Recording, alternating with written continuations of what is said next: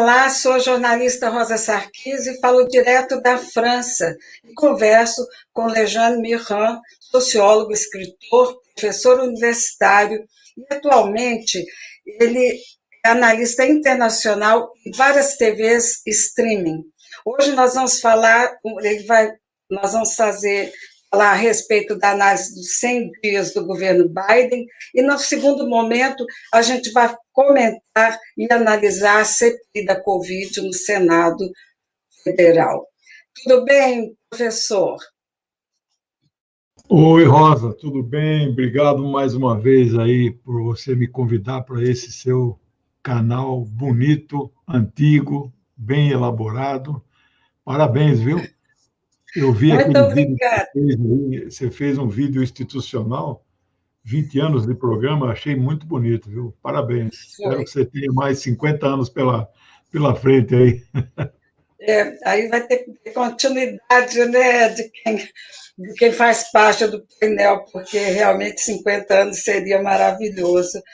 Bom, professor, para começar, vamos falar sobre os 100 dias de Biden.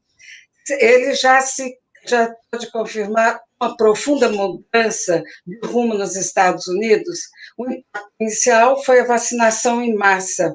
Como é que você pode começar a analisar esses 100 dias? Olha, Rosa, eu estou surpreso.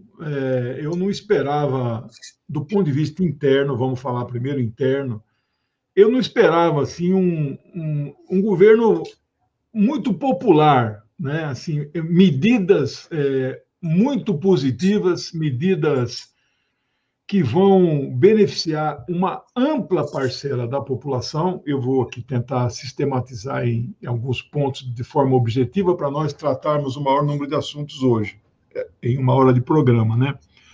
Mas o que mais chama a atenção que o governo, vocês viram as imagens dos primeiros dias, que ele tinha aquelas pastas pretas, com aquelas canetas que ele usa uma vez só.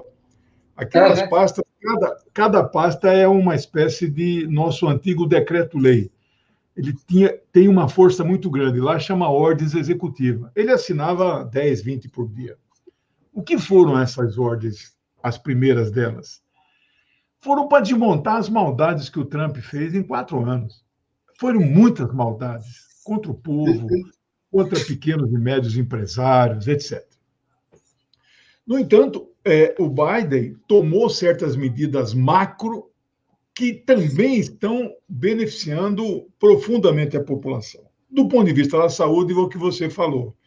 A meta dele era vacinar em 100 dias 100 milhões. Ele vacinou, a estrutura, o governo, né? Vacinaram 200 milhões. Eles vão imunizar a população em mais 30 dias. Claro, eles têm três das mais importantes vacinas estão lá. Tem dinheiro, e dinheiro não é o problema, né? Então, ele vai conseguir isso. Mas, no ponto de vista da saúde, há uma questão emblemática que ele tomou a decisão de voltar para a OMS. O Trump tinha saído, ele decide voltar.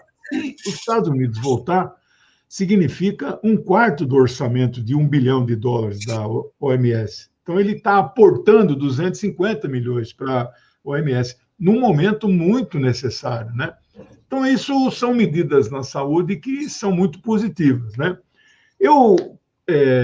Nós vamos conversar, você vai levantar essa questão, mas ele está propondo uma reforma tributária e fiscal que vai aumentar a taxação dos mais ricos na sociedade, coisa que já se viu nos Estados Unidos há muito tempo, porque nos últimos 25, 30 anos, o governo democrata ali foi Bill Clinton e Obama, né?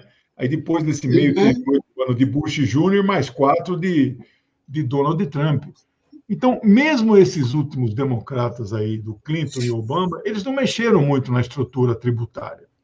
E os Estados Unidos, ainda que tenham faixas de desconto do imposto de renda maiores do que a nossa tem 2 faixas, né?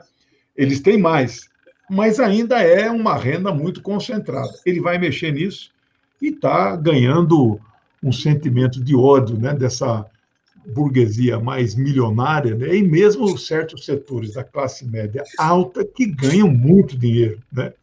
Bom, ele vai legalizar 10 milhões de imigrantes que não têm documentação. Você veja que até o termo como o governo Biden se refere a essas pessoas, antigamente elas eram chamadas de estrangeiros não legalizados, né? Hoje eles são de não cidadãos em busca da cidadania.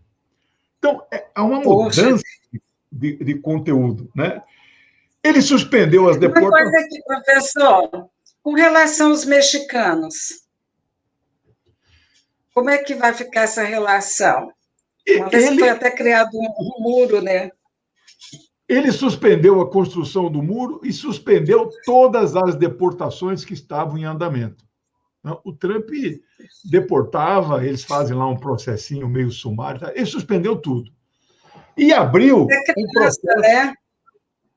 Até crianças separadas dos pais e confinados, um negócio pavoroso.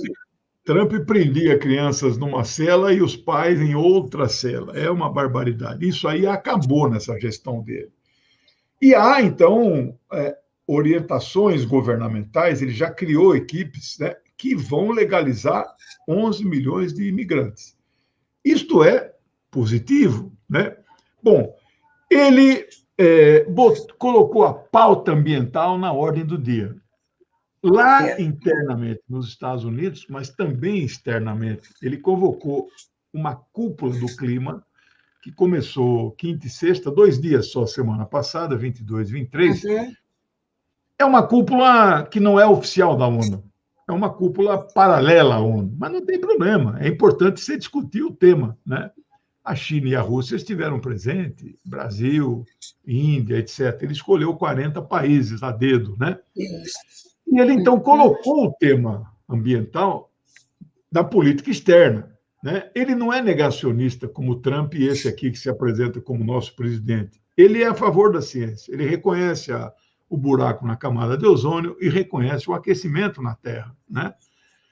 E 1,5% que aquece na Terra, em média, isso significa uma elevação dos mares e um derretimento da calota polar, das geleiras, né? Então, ele está atento a isso, e isso é positivo, né? Nós fazemos oposição ao imperialismo estadunidense, mas não somos cegos, não somos antidialéticos, nós somos dialéticos de reconhecer que estes temas são importantes e são também fruto da luta do povo dos Estados Unidos, porque não aguentava mais daquele governo Trump fascista, né? Registrar também que ele está fazendo uma reforma judicial para melhorar o poder judiciário e uma reforma carcerária. Ele praticamente estatizou todos os presídios, não tem mais terceirizados, né? A maioria dos presídios são administrados pela iniciativa privada e os caras ganham por preso. Quanto mais preso tiver lá dentro, mais dinheiro eles ganham. Ele suspendeu todos os contratos. Ele encampou, ele assumiu os presídios. Eles eram federais, mas eram terceirizados. Ele assumiu tudo para si. Isso é positivo, nós temos que registrar. Por fim, ele aprova um pacote emergencial, que, na verdade, foram 3 pacotes em 100 dias, que totalizam 7 trilhões de dólares. É meio PIB dos Estados Unidos. O PIB deles deve estar 14, 15. E são, em relação a nós, são equivalentes a 3 PIBs e meio, mais ou menos, né? Toda a riqueza do Brasil, produzida em quase 4 anos, ele aprovou em 100 dias. A Casa da Moeda deve estar trabalhando 24 horas por dia, contrataram funcionários extra e deve estar saindo até fumaça das máquinas. Eles é que imprimem o dólar, não tem limite nenhum. E o déficit? Eu também. Pois é, como não existe lastro, como existe um lastro, né, como acontece no nosso país, é muito mais fácil, ele pode emitir quanto ele pensa em colocar. Mas existe um outro ponto. Com relação a grandes fortunas, ele não terá que ter aprovação do Congresso, no caso?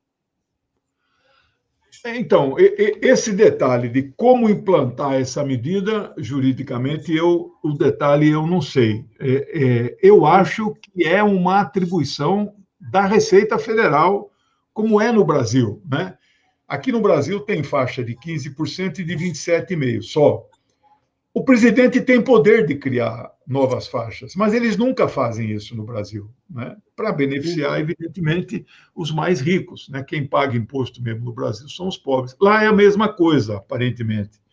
Mas mesmo que ele precise mandar esta proposta para o Congresso, na Câmara dos Deputados, que é o que deveria apreciar essa medida, eles têm maioria, os democratas, né? E ligado a isso, Rosa, não sei se você sabe, ontem ele aumentou o salário mínimo nos Estados Unidos. Lá o salário mínimo é o salário da hora trabalhada, né? Hoje é 7 dólares e 25.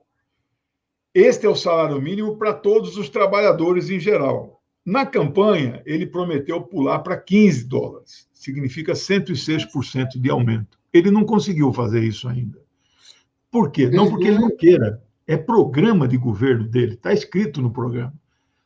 A questão é que não há forças ainda, há uma resistência muito grande do empresariado, que não quer pagar 106% a mais por hora de trabalho, né? Agora, o que ele fez ontem? Ontem ele aumentou de 10,9 a hora trabalhada para 15, que dá um aumento de 73, para um conjunto de trabalhadores específicos que não são servidores públicos, mas são terceirizados do governo federal. Então, eles prestam serviços, como aqui nós temos, tudo quanto é ministério tem faxineiro, segurança, tem uma série de profissões que são terceirizadas. Lá deve ser uns 3 a 4 milhões. Estes caras, se você trabalhar só 8 horas por dia, porque lá não tem limite, você pode trabalhar 12, 15, pode trabalhar 7 dias por semana. Se você trabalhar, segundo as leis brasileiras, 8 horas por dia e só 22 dias, e folgar sábado e domingo, sabe para quanto vai o salário de um cara desse? 2.640 dólares, 15 mil reais. É um bom salário, mesmo para os padrões dos Estados Unidos, dá quase 35 mil dólares por ano. Com certeza.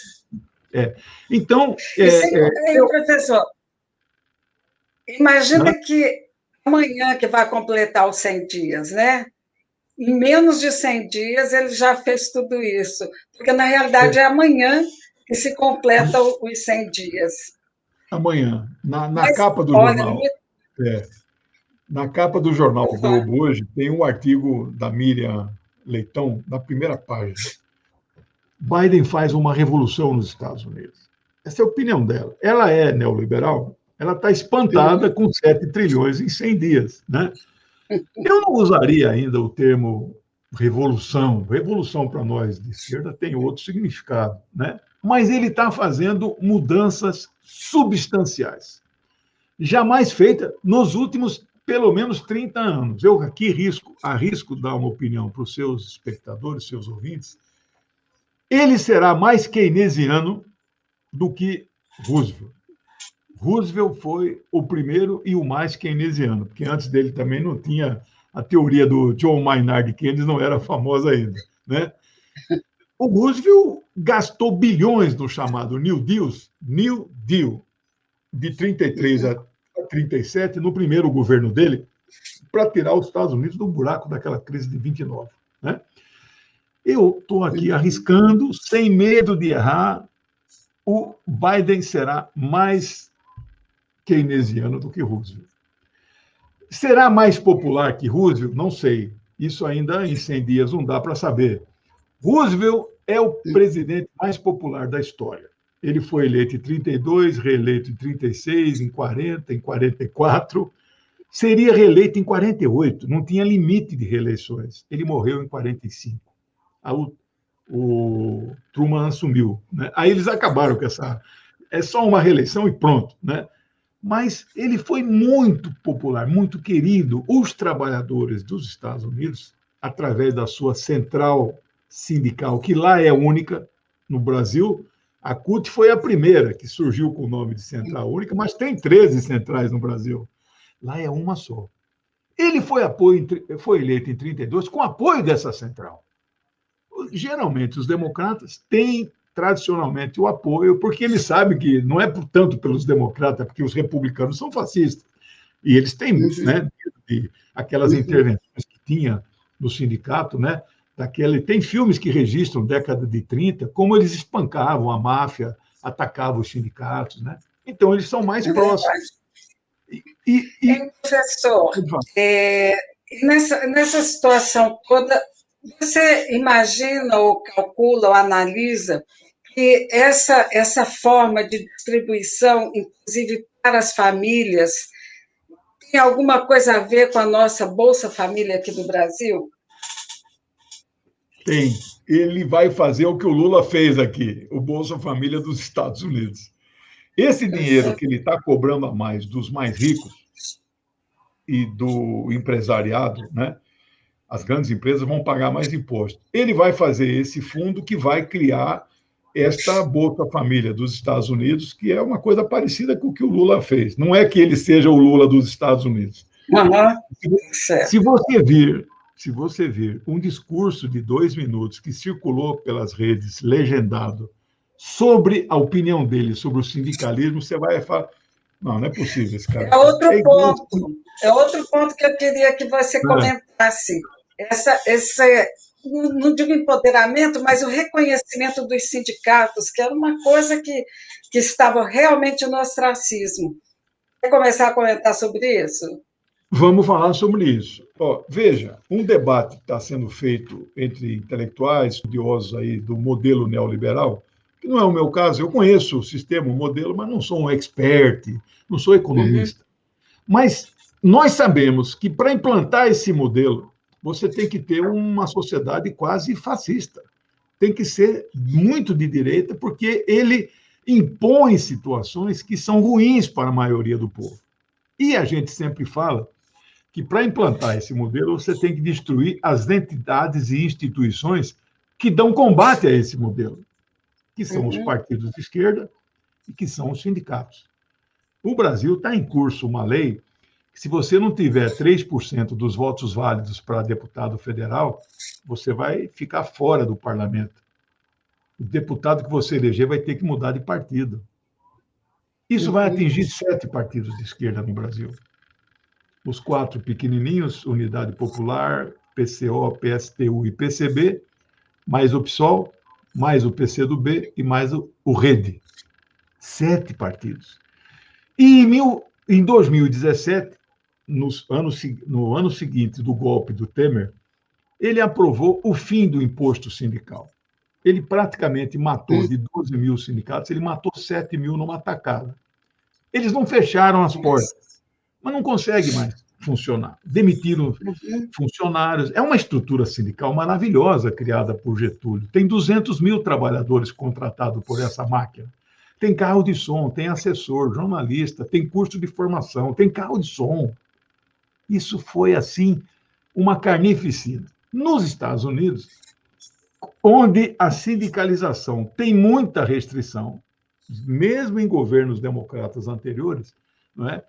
O índice de sindicalização dos Estados Unidos ele é um índice baixo, é parecido com o nosso, 14%, 15%. Você veja que de cada 100 trabalhadores no Brasil registrados, só 15 acham que a vida dele é melhor que o sindicato. 85 passam longe do sindicato.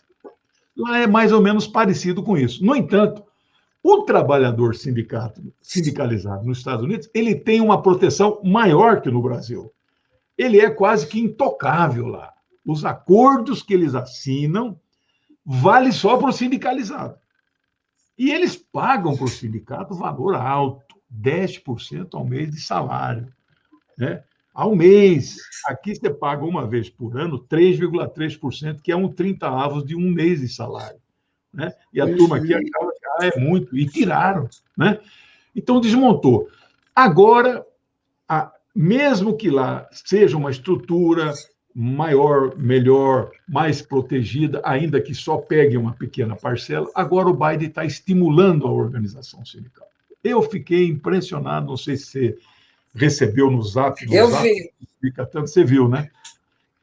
Trabalhador, você tem o direito de sindicalizar, você tem que se organizar e denuncie se o seu patrão impedir que você sindicalize. Isso é uma barbaridade. Eu nunca vi isso no presidente. Nem eu fiquei impressionada também, viu? Você viu, mas, né? olha, quando ele candidato, né, a gente esperava que o Sanders fosse, mas que seria uma condição quase impossível, né? Mesmo sendo a pessoa assim, que a maioria gostaria que fosse o presidente, mas quando eu vi, eu falei, é a última cartada, do Biden. Ele não vai jogar essa oportunidade fora. Ele vai ficar na história, como qualquer outra. Bom, a pessoa não tem outra chance. Perto de fazer 80 anos, uma pessoa que passou o que passou na vida dele, ele não ia, em hipótese alguma, deixar essa oportunidade. Como é que você vê naquele momento, professor, como é que você vê naquele momento, antes dele ser presidente, qual a sua impressão? Olha, eu não sei se ele é o mais velho eleito na história dos Estados Unidos. Eu conheço os 46 presidentes, mas eu conheço em detalhes, assim, nomes, vice, etc., de Roosevelt para cá, né? Quando o Reagan tomou posse em janeiro de 81, ele é de 11, ele tinha 70 anos. Foi reeleito em 84 com 74 e terminou o mandato com 78. O Biden começa com 78, né? Se ele espera ser reeleito daqui a 4 anos, ele vai terminar o segundo mandato com 86. Aparentemente, preciso pesquisar. É o presidente mais velho da história dos Estados Unidos, né? Mas ele faz planos para ele ser reeleito e daqui a 8 anos ele eleger a Kamala vice dele para ser a primeira mulher mestiça, negra, tem um monte de mistura ali, a primeira mulher presidente, e ele imagina que ela vai ser reeleita. Portanto, ele faz um plano para 16 anos, que nem o Lula fez com a Dilma, né? A Dilma foi reeleita, né? Então, ele faz esse plano. Não sei se vamos chegar, tem pessoas que falam que a saúde dele é delicada, etc. Eu não embarco nessa, né? Algumas pessoas que falam, eu não vou citar nome, analistas internacionais famosos, eles chegaram a torcer pelo Trump, né? Falaram tanta coisa do Biden que, não, ele tem Alzheimer, não, ele vai morrer antes de tomar posse, tal. Eu não entro nessa, né? Nesta altura do campeonato, a Kamala, eu não sei a que veio. Ele, eu estou sabendo que veio. Ele está impressionando todo mundo. Você falou do Bernie Sanders. Alguns analistas lá dos Estados Unidos acham que ele está hoje mais à esquerda que o Sanders. Ele é um homem de centro. Verdade. Ele nunca foi de Coisa, esquerda, né? mas ele está tomando Mas aí eu posições muito avançadas. Sim, professor, a gente sabe que nos Estados Unidos tem 48 milhões de pessoas na linha da pobreza. Será que será estendida toda essa população, esses benefícios? Ele mirou também esse grupo todo? Então, o que eu acho que este grupo todo vai receber esta ajuda do Bolsa Família, e isto é uma forma de distribuição de renda, não de riqueza. Esses R$ 600 que o ano passado pagou-se de auxílio emergencial, a curva de distribuição de renda melhora no Brasil. Por pouca coisa. A melhor forma de distribuição de renda é o Estado dar um dinheiro e depositar na conta da mulher, dona da casa. Não há outra forma melhor do que essa. Todos os programas de distribuição de renda no mundo agem dessa maneira. Porque distribuição de renda e de riqueza, que é diferente, de forma mais estrutural, implica mudanças mais profundas na sociedade, coisa que o Brasil não fez com Lula e os Estados Unidos não fará com ele. Mas estes 48 milhões que você mencionou, eles não vão continuar nessa miséria absoluta que eles estão vivendo, que você vê as imagens, acampamento nas ruas, na periferia de São Francisco, etc. e tal, né? Isso tende a diminuir com ele, né? Então, ele será um presidente que vai mexer na distribuição de renda, que é hoje a questão mais importante na humanidade. Quem leu O Capital do século XXI, do Thomas Piketty, né, ele já publicou um segundo, né, mais volumoso, 1.200 páginas, que é Capital e Ideologia, já tem a tradução do francês, eu adquiri na França antes da tradução, né? Ele diz que no mundo não há questão mais importante senão a distribuição de renda. Por que Piketty fala isso? Olha, de um jeito ou de outro, a humanidade resolveu o problema básico de saúde, educação e de aposentadoria. De um jeito ou de outro.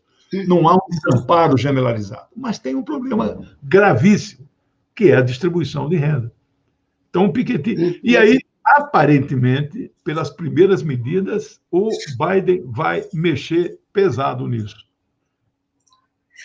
Uma outra coisa assim, que é interessante é no caso do Bolsa Família, a ministra Tereza e o próprio presidente, a presidenta Dilma, eles colocavam sempre R$ 1 investido no Bolsa Família, ele praticamente era 1,3 que retornava. Quer dizer, imagina aqui agora com relação à economia americana, o que vai acontecer. Eu acho que a grande frente à China, você pensa assim? Em relação à China, lá os mecanismos de distribuição de renda e de diminuição da desigualdade, como ali está quem está no poder, quem comanda a nação chinesa é um partido comunista, então lá eles têm outros mecanismos de medidas que aumentem a igualdade na sociedade chinesa. Hoje, os super pobres, né, ou os miseráveis, não existe mais, foi erradicado da China. Agora, a meta, neste momento, da China é erradicar a pobreza. Bom, se erradica a pobreza, todo mundo é bem na vida, a meta do Partido Comunista Chinês é uma sociedade próspera, né, moderadamente rica, como se diz assim, né?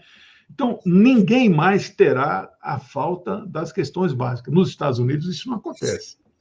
Uma coisa que me intriga, Rosa, eu não sei, eu não vi o programa inteiro dele. Ele vai tornar pública a saúde nos Estados Unidos? Porque lá não tem SUS. Obama fez um meia-boca lá, que chamou Obamacare, mas ele beneficiou aí, sei lá, mais 30 ou 40 milhões, porque uma boa parte tem o tal do seguro-saúde que as empresas pagam, né? Ou você pode pagar individualmente. Mas tem 40, 50 milhões que não tem plano nenhum ainda. Eu não sei se ele vai fazer isso. A minha impressão é que ele vai mexer nessa questão também, porque ele é um interventor, ele tem concepções estatizantes, né?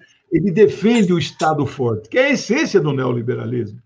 O neoliberalismo diz que o Estado tem um grande papel indutor na economia, né? O neoliberalismo, desculpe, o keynesianismo, né? Então, eu acho que ele também deve mexer nisso, né? Muito interessante. Assim, é tanta coisa. Eu queria agora que você contextualizasse esses 100 dias com relação à China e à Rússia. Como é que você vê toda essa movimentação? Aí nós vamos, então, para a política externa. A política externa, eu não tenho notícias boas, né? Tem lá uma ou outra questão positiva. Ele voltou para a Conferência do Clima, né?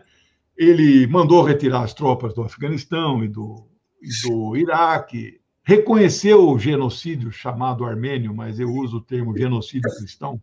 Foi sábado, agora, dia 25 de abril, 106 anos. Só 30 países reconhecem. Estados Unidos, depois de 106 anos, passam a reconhecer. Isto é muito positivo. Mas só isso, né? Bom, isso não é pouca coisa já. No entanto, tem 3 pendências e 2 grandes problemas na política externa. As pendências, que não chegam ainda a ser problemas, que nós estamos aguardando alguma medida dele sobre isso, que é Cuba, Irã e Palestina. Cuba, há uma expectativa que ele volte ao nível de relacionamento que Obama deixou. Obama reatou, abriu embaixada, teve em Havana lá em março de 2016, apertou a mão de Raul. O Trump acabou com tudo isso, só não fechou a embaixada. Né? Então, há uma expectativa que ele pode não suspender as sanções ainda, mas ele volta ao que era. Voo charter. O Trump acabou com isso. Voo regular, nem o Obama autorizou. Remessa de dinheiro. Né? Então, foi positivo algumas coisas do Obama. A segunda questão é um acordo do Irã, assinado na gestão Obama, em 2015, que ele era vice. Que o John Kerry, que é o czar do clima dele, era o secretário de Estado. Tem 7 assinaturas do acordo, uma delas é do John Kerry. Estados Unidos, França, Inglaterra, Rússia e China, mais a Alemanha e mais o Irã. O Trump toma posse em janeiro, em junho de 17 ele cai fora do acordo. Há uma expectativa no mundo inteiro, aí não é a minha opinião, que os Estados Unidos votem ao acordo, porque é um acordo bom. É um acordo construído na gestão que ele era vice, mas ele não voltou. E a questão palestina, ele passou 100 dias e não disse a que veio ainda. E Israel continua matando o palestino, prendendo o palestino. Né? Quero crer que ele não tomou um posicionamento por causa das eleições em Israel. Né? O Netanyahu ganhou o direito de tentar formar um novo governo, elegeu 30 de 120, tinha 37, mas pela lei lá, ele tem o direito de tentar. Ele precisa arranjar 31 deputados para ter 61. Não vai conseguir. O Trump, o Biden, não vai dizer publicamente, mas ele torce contra o Netanyahu. Como o Netanyahu torceu contra ele e torceu a favor do Trump. Só que Netanyahu ficou quietinho. Esse aqui nosso fez campanha aberta para o Donald Trump. Nenhum presidente, primeiro-ministro no mundo, faz campanha para o outro. Você acha que a Merkel fala, olha, eu estou torcendo para esse ou aquele? Jamais falaria. No coração dela, eu acho que todos os presidentes do mundo inteiro, de primeiro-ministro, devem ter uma preferência. Os mais à direita torceram pelo Trump, os mais progressistas torceram pelo Biden. Né? Então, o Trump não vai mexer pauzinhos para o Netanyahu não formar governo. Não vai fazer isso publicamente. Pode ser que nos bastidores. Então, eu acho que ele está aguardando, mas não disse a que veio. Por fim, quais são os dois problemas? Um é fácil de entender. Ele continua governando por sanções. E isso é execrável. Nós não aceitamos. E o segundo responde à sua pergunta. A política externa dos Estados Unidos hoje tem a característica central de destruir a Rússia e a China. E não está certo uma coisa dessa. Isso gera no mundo um tensionamento que jamais visto nos últimos 30 ou 40 anos, mesmo nas gestões republicanas. Quando Bush toma posse em janeiro de 2000 Não, desculpe, ele toma posse em janeiro de 2001. Né? Aí ele invade o Afeganistão depois do atentado às Torres Gêmeas em setembro, ele invade em outubro, vai fazer 20 anos agora. Em março de 2003, já tinha então 2 anos de governo, ele invadiu o Iraque. Ficou lá 9 anos as tropas. Obama fez campanha em 2008, tomou posse em janeiro de 2009, dizendo o seguinte, vou retirar as tropas do Iraque assim que eu tomar posse. Retirou em 2012, 3 anos depois. Então, você veja que o establishment, né, o complexo industrial militar ali, impede que você, às vezes, cumpra, inclusive... Obama não prometeu fechar Guantánamo? Primeiro ato meu de governo será fechar Guantánamo. Guantánamo está lá, livre, leve e solto. Né? Então, é uma situação... hoje, por exemplo, a China exporta para os Estados Unidos, Rosa, 500 bi, meio trilhão de dólares por ano. E sabe quanto eles exportam para a China? 100 bi. Portanto, todos os meses há um déficit de 400 bi. Como é que você pode bater aquele seu melhor cliente? Né? Não dá, né? Olha aqui uma coisa.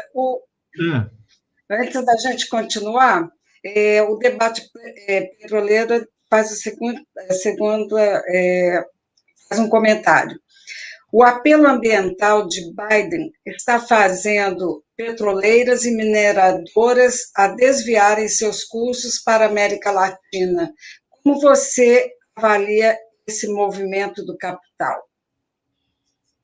Eu não tenho dúvida que o debate petroleiro, eu tenho essa opinião, eles vão fazer isso. A indústria do petróleo não pode perder dinheiro.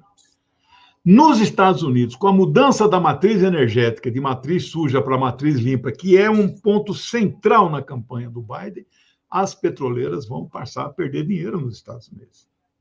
Se você assistiu o primeiro debate dos dois que houve na campanha Trump e Biden, se você assistiu o primeiro, que foi em setembro, né, o Biden fala claramente que eu vou mudar a matriz energética suja de derivado do hidrocarboneto para uma matriz limpa em até 2030. A hora que ele falou isso, eu lembro a reação do Trump. Ele atropelou. Olha o que ele está falando. Ele é contra as petroleiras. Eu não esqueço desse momento do debate, porque as petroleiras são o maior poder nos Estados Unidos. As últimas guerras no Oriente Médio são todas por petróleo. E Líbia, Iraque. Por que eles emparedam o Irã? Porque eles querem o petróleo do Irã, mas não vão conseguir. Por que eles querem derrubar os bolivarianos da Venezuela? Porque lá é a maior reserva do mundo, mais do que a Arábia Saudita. Agora, isso está mudando. Se você vai diminuir a dependência do hidrocarboneto, essas petroleiras vão ter que compensar o lucro em outros lugares. Então, está certo, nosso amigo aqui, petroleiro. Uhum. Aí eu me pergunto aqui, o Delcides, medicina, qual a influência de Sanders nessas medidas tomadas por Biden? Eu só aqui achei um livro que é livro de cabeceira meu. Este é a Bíblia do Petróleo, né, do Daniel Yergin. Aqui eu li em 1995, tem 26 anos. Não sou um expert em petróleo, mas veja, quando o Sanders fala esta mudança de limpa para suja, o petróleo não vai perder de todo o papel. Nem pode. Porque você pode ter energia do vento, da maré, do sol, do urânio, etc. e tal. Né? Pode até ter 70%, 80% dessa energia. Mas e os derivados do petróleo? Não existe plástico, isopor, nafta, querosene de aviação. Então, falar que vai zerar a dependência não existe. Né? Sobre o Sanders, né, eu acho que ele pode estar influenciando. Né? Porque se o Biden era muito mais moderado que o Sanders e está fazendo um governo surpreendente, é possível que esta ala esquerda do Partido Democrata, liderado pelo Bernie Sanders, que é no máximo 20%, possa estar tendo alguma influência. Eu quero crer que estão tendo, né? O que é positivo, né? Sanders é um homem socialista, abertamente socialista. Foi membro do Partido Socialista dos Estados Unidos. Só saiu quando disseram para ele: se você um dia almeja ser presidente, por esse partido, jamais você será. Aí ele entrou no Partido Democrata. Bom, professor, nós estamos agora no segundo momento do nosso assunto, que é a CPI da Covid do Senado. Eu queria que você fizesse essa primeira impressão a respeito do que já aconteceu nesses 2 dias, na terça e na quinta, hoje. Eu estou acompanhando diariamente, por assistir, ou por ler, por análise, por ver a composição. O governo Bolsonaro está desesperado com esta CPI. Eles já reuniram estas maiorias de assinatura, já tem 5 meses isso. Uma luta para instalar, e só foi instalada por decisão no Supremo. Primeiro monocrático, depois por 9-2, ou 8-3. Né? Portanto, ela é uma realidade onde o Bolsonaro tem 3 senadores medíocres, bolsonaristas, e 8 contra ele. Parece que há uma aliança ali do bloco de oposição, PDT, PSB e PT, junto com o MDB e o PSDB, PSDB e MDB, formam um bloco que podemos dizer assim, eles são de direita, mas vamos dar o crédito e chamá-los de centro. Estes caras, um cara como Tarso Gereissati, né, que o sonho dele é ser o Biden brasileiro, né?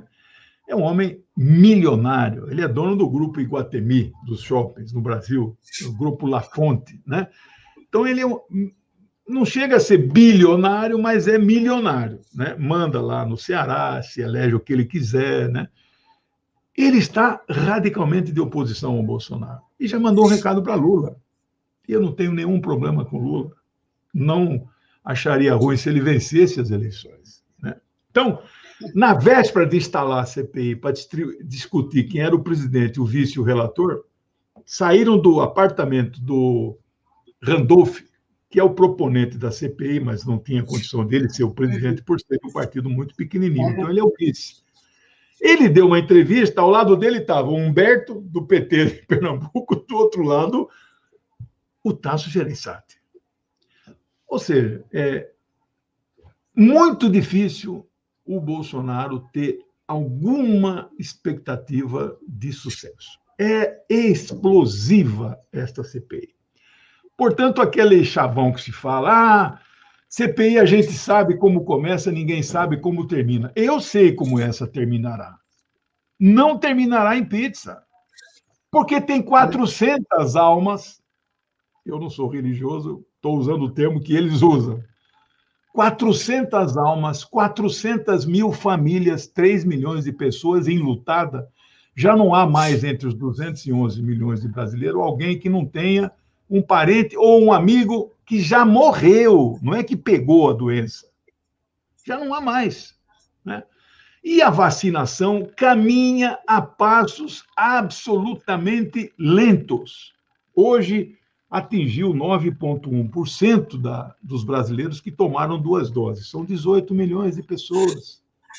Não há mais vacinas. Parou a aplicação. Eles estão parando a aplicação, porque não há segunda dose também, você não pode dar a primeira, né? Perde a vacina, não fica com 0 de eficácia se não tiver o reforço.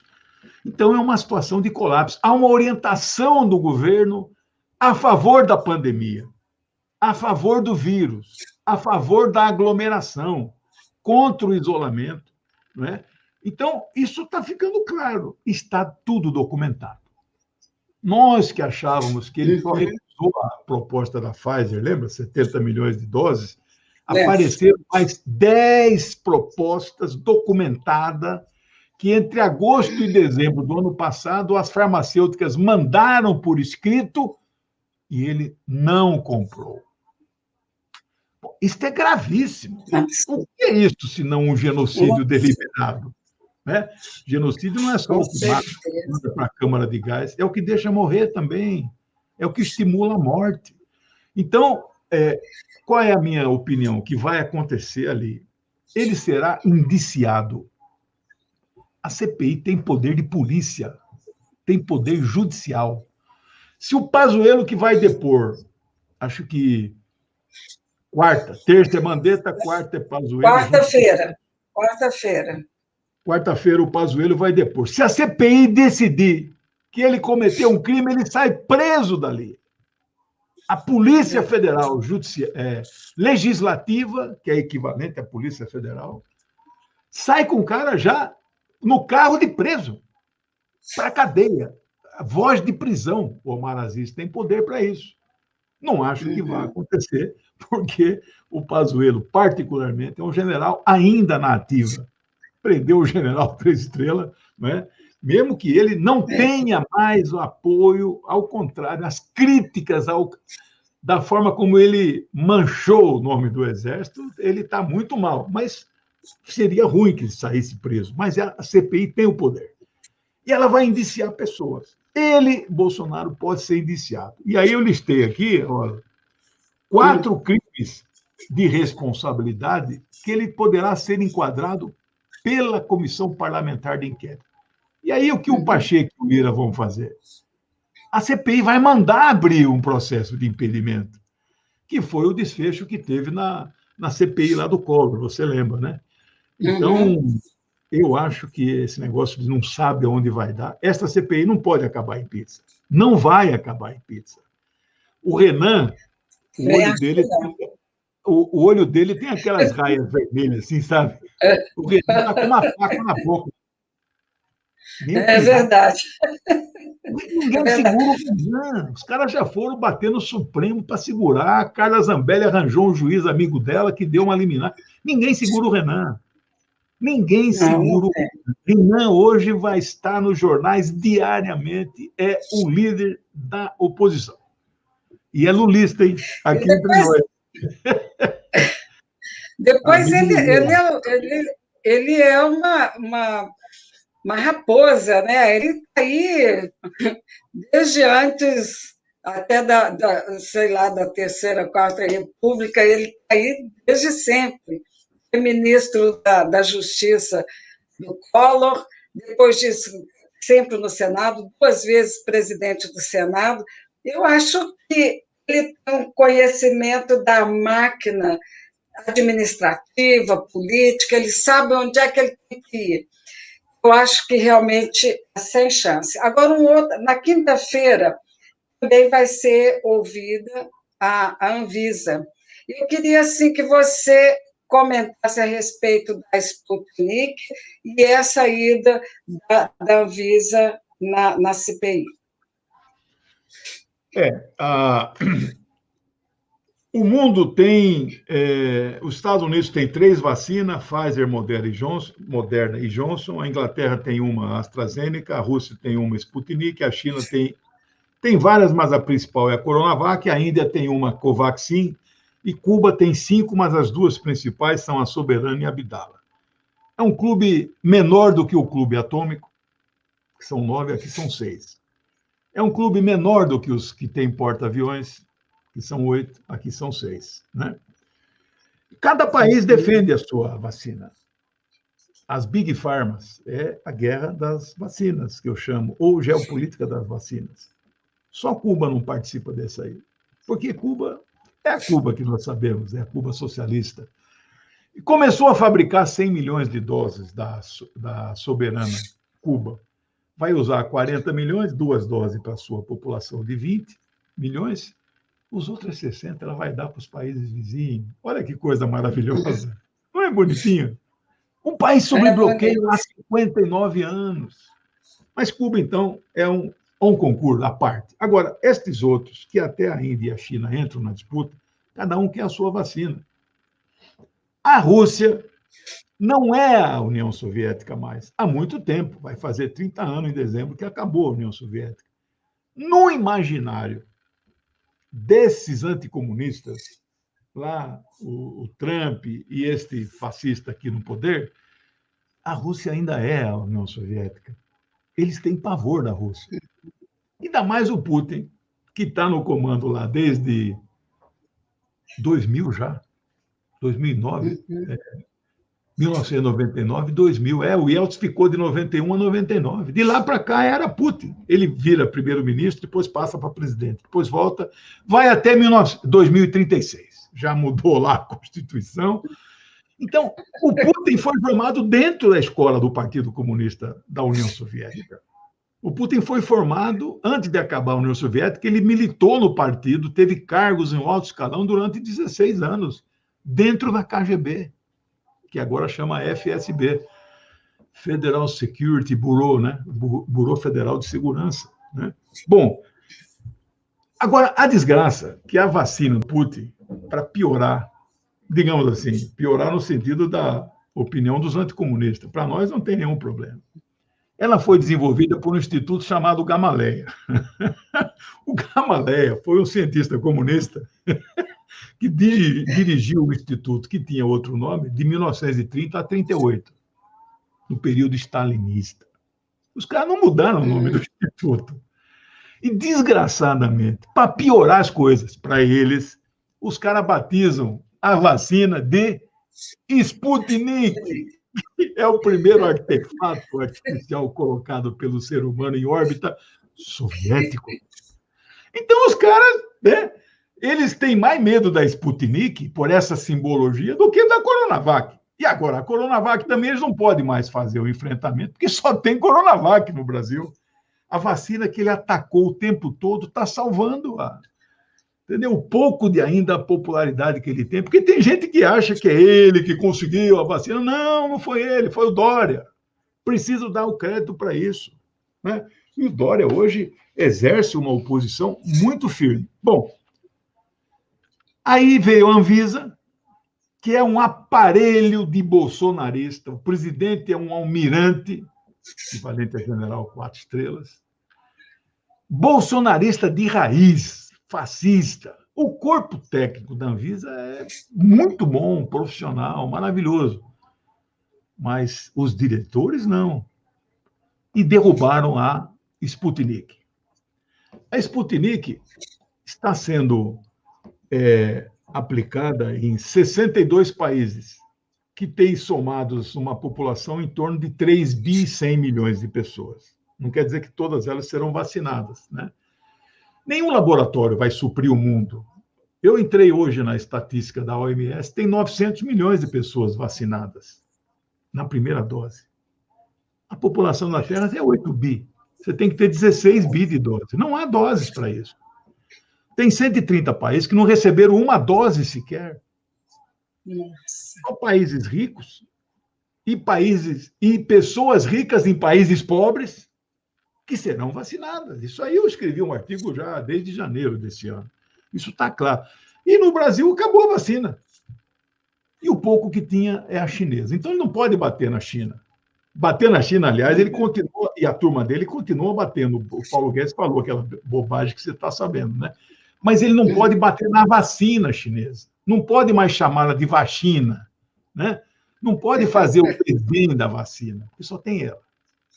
Bom, por que então o motivo? Aí é a minha explicação pessoal, como materialista, como marxista. Por que a Anvisa, nesse cenário de falta absoluta de doses, por que a Anvisa barra uma vacina que está autorizada por 14 das maiores agências sanitárias reguladoras do mundo, as Anvisas dos países?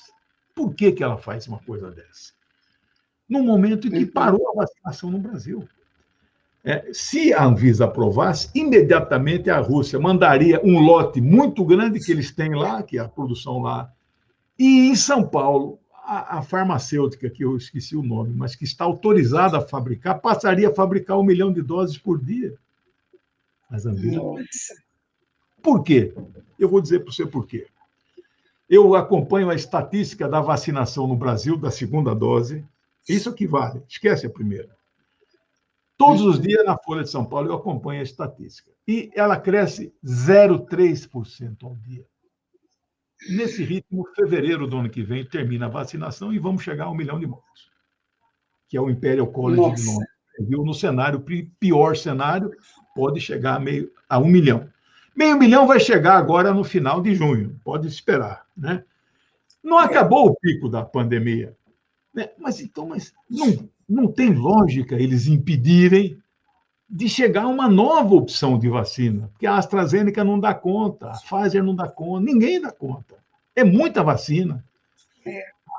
Aí a minha interpretação, se a Sputnik entrasse em campo, aumentaria a velocidade da imunização da população. E eles não querem isso. Como não dá para parar a imunização? Porque aí o cara cai no dia seguinte, não é possível. Aí fica claro, até para os bolsonaristas fascistas, não, nossa, o cara não quer que vacina. Mas ele não quer que vacina, só que ele não pode dizer mais isso. Você viu o general 4 estrelas, Ramos, com vergonha de dizer que vacinou, porque tem medo do chefe. A orientação deles é não vacinar do Bolsonaro. Então, isto explica a lógica de barrar a Sputnik no Brasil, do meu modesto ponto de vista. Não sei se é correto ou não. Eu sei que também acho. O limite do seu horário aí, né?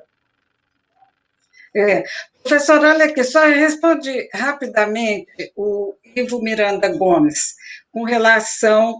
ele faz 2 perguntas aqui. Essa aqui. Se realmente está faltando... como é que chama aqui que ele colocou? Agulhas em Cuba? em Cuba. Tá. Eu não sei, eu acho...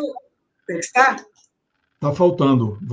Tem um movimento no Brasil, eu participo, já arrecadamos 100 mil reais para comprar seringas e mandar para lá.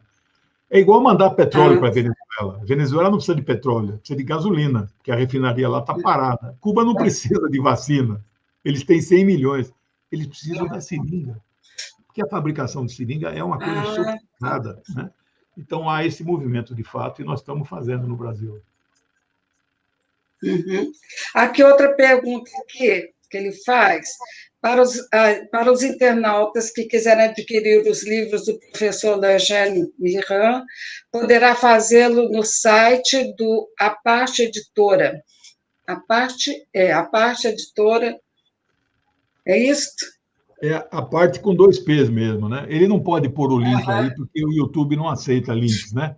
Mas é só jogar no Google a parte. Quarta-feira sai meu 15º livro, Conflitos Internacionais num Mundo Globalizado, onde nós, em 608 páginas, nós então identificamos todos os principais conflitos e comentamos cada um deles. O resultado da eleição dos Estados Unidos e como será o mundo pós-Trump, já tem um capítulo lá que eu escrevo, que é a análise deste mundo. E olha, aqui entre nós, estou acertando bastante das coisas que eu escrevi ali, viu? Rosa, eu agradeço muito o seu apoio mais uma vez. Estamos no limite aí. Professor, muito obrigada. A gente até tinha explicado ao professor que a gente coloca com 1 hora, porque a gente, logo que termina aqui, nós colocamos no Instagram, no nosso Instagram, que também considero uma mídia super importante, de um outro público, que a gente quer também passar essas informações. Muito obrigada, quero agradecer mais essa oportunidade, e o canal Painel Brasil TV está à sua disposição. Obrigado. Beijão muito obrigada. Tudo de bom. Bom trabalho. Tchau. Obrigado. Para você também. Tchau.